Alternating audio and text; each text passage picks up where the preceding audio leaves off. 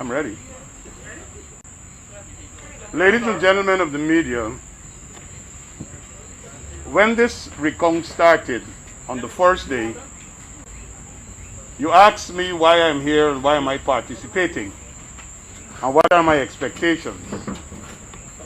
And I told you it's because I would like to see a transparent, credible recount of the votes. This afternoon I would like to share with you my experiences as one of the PPPC's counting agents in counting Region 4 votes in Station 10.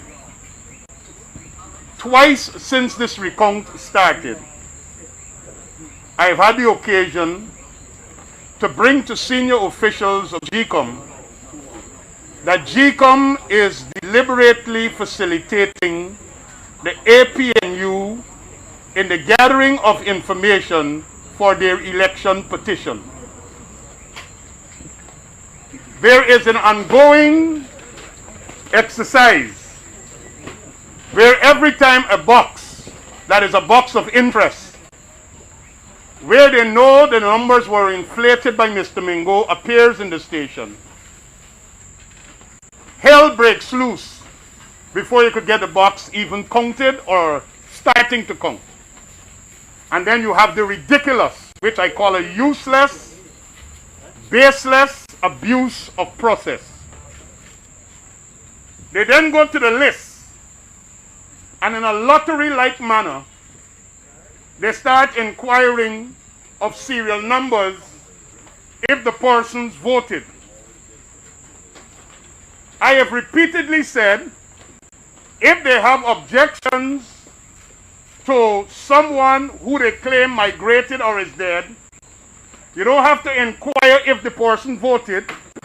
Make your objections, and after making your objections, GECOM will check the list to see if that person was ticked off. What is happening is that they will come with 44 numbers, and like this afternoon where we just finished, 10 numbers. And they call out 10 numbers. Only 1 out of the 10 was ticked off as voted. And then objection was made that they have evidence that that person was out of the jurisdiction at the time of the election.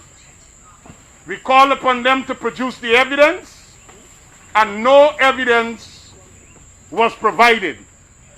And what is of concern that I would like to bring to the nation, GECOM has been instructed not to include on the tabulation report the 9 other numbers that were called that had no relevance to the objection because they did not vote in the first instance. So people are not able to see the magnitude of this lottery search by the APNU AFC for material for what they want to do in their election petition. In one station, my colleague informed me that there were 294 electors, but they're still calling serial numbers like 317 and 318. 294 is on the list, but they're calling numbers that is beyond the list. I have asked this afternoon in my station that the appeal process as outlined in the order address this matter. It must go all the way to the CARICOM team that is here for a determination to be made on this matter, because it is continuing each day. What is worse, the instructions from the GECOM Secretariat is that when we object, number one, how could you get access to people's immigration records? Is it the Ministry of Citizenship that is facilitating that information to the governing party? Is it people in GECOM collaborating to make this happen? Of course, we don't believe that it's people in GECOM who are doing that. We believe that it is the Ministry of Citizenship if those things exist. But how could you know if somebody left the country a week before to go to Trinidad to buy goods that they are not back in the country on election day? And we have pointed out, and they have refused to put it in the tabulation report. Number one, every such instance, the APNU AFC had an agent in the polling station. So first of all, they're attacking the integrity of the agent that they placed there to safeguard their interests. Secondly, in order for what they're claiming to have happen, there must be collusion by GECOM staff at the polling place. And we are saying to them we'd like it to be included in the tabulation report. These unsubstantiated allegations without any shred of evidence that is being made and finding its way on tabulation reports for sensational purposes is an attack on the integrity and the character of GECOM staff. You are accusing them of collusion with persons unknown to allow somebody to impersonate somebody who's either dead or migrated to vote on election day. And their own agent was present and didn't stop it. The final thing that I want to address with this particular matter, it is a matter that if you believe people who ought not to have voted, that is a matter for an election petition. We are having a recount. And up until now, from my perspective, all of the boxes that we have counted minimally might have a change of one vote, a reject vote that was really valid going to a party. But the reflection of all of the information is the same. And it would appear that every effort is being made on a daily basis to ensure that those boxes that Mr. Mingo in his declaration inflated numbers in favor of the APNU AFC, that they tried to impugn the integrity of the box, either by saying the seal is broken, something is wrong, and trying to put out a narrative that something is wrong with the box, when in essence the numbers remain unchanged. This afternoon, the coordinator, I requested of her that this matter be addressed at the highest level, and I would expect that sooner or later, this thing about APNU AFC operatives going into Account Station with a lottery of numbers, calling out and inquiring, and only when they get a tick, then making an objection. We believe a more proper process is, if you have all this information from your extensive field work, come to the station, name the numbers that you are objecting to, and let it be recorded. GECOM must then check those numbers and inform that none or one or two actually voted, and that should be on the tabulation report.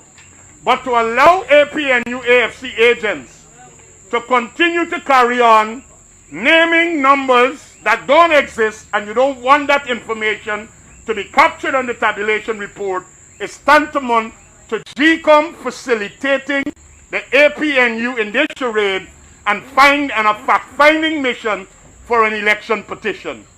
It is about time that somebody brave and bold enough from the APNU AFC to come to this nation and accept that they have lost the elections and bring the charade to an end. Thank you very much. If you have any questions, I'll take your questions. Mr. Angel, could you say to what extent we benefited from overseas voters in this election? I can't give you a number, but it is clear. The Chief Justice ruled that once a Guyanese name was on the list, it could not have been struck off. And on election day, the only persons that we are aware that voted are persons who presented themselves physically or by way of a proxy And if you voted by way of a proxy, it had to be on special conditions, which was examined by GECOM ahead of polling day to issue that proxy. So we are not aware that anyone who should not have voted, voted in absentia by being overseas and still voting in Guyana. So we are convinced everybody who voted are Guyanese who had a right to vote. Right, but I understand what you're saying, but my question is really, to what extent did you benefit from people coming back to the country to vote and then leave? I don't have such numbers. But you did. I would guess that Guyanese who were concerned about their democracy in Guyana, people came home and voted. I just saw APNU activists who died and was memorialized not so long ago, came home and voted as well. So I suspect that Guyanese from all walks of life came home and voted. Do you think that should be revisited in the future? That is a matter that we'll have to look at in constitutional reform or at some later stage. But the rules of the game that we went into the 2020 elections with was that once you're Guyanese, 18 years and older, you are registered, a Commonwealth citizen residing in Guyana more than 1 year, you are entitled to vote. And that is the list that we went to an election with. Mr. Gerald, I hear you talking about accessing information from immigration and so on. But if you are so interested in transparency, you have nothing to hide.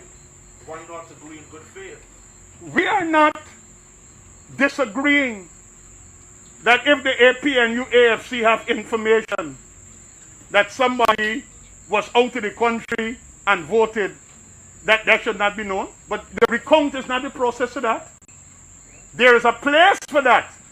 So what we had is 60 days of delay and trying to stop a recount of ballots cast, and a narrative was developed and some form of information, wherever they got it from, if it is accurate, because it is proving not to be accurate, because if you're calling out 10 names and you only get one, and you're calling out 44 and you only get 2, it's a lottery you're playing.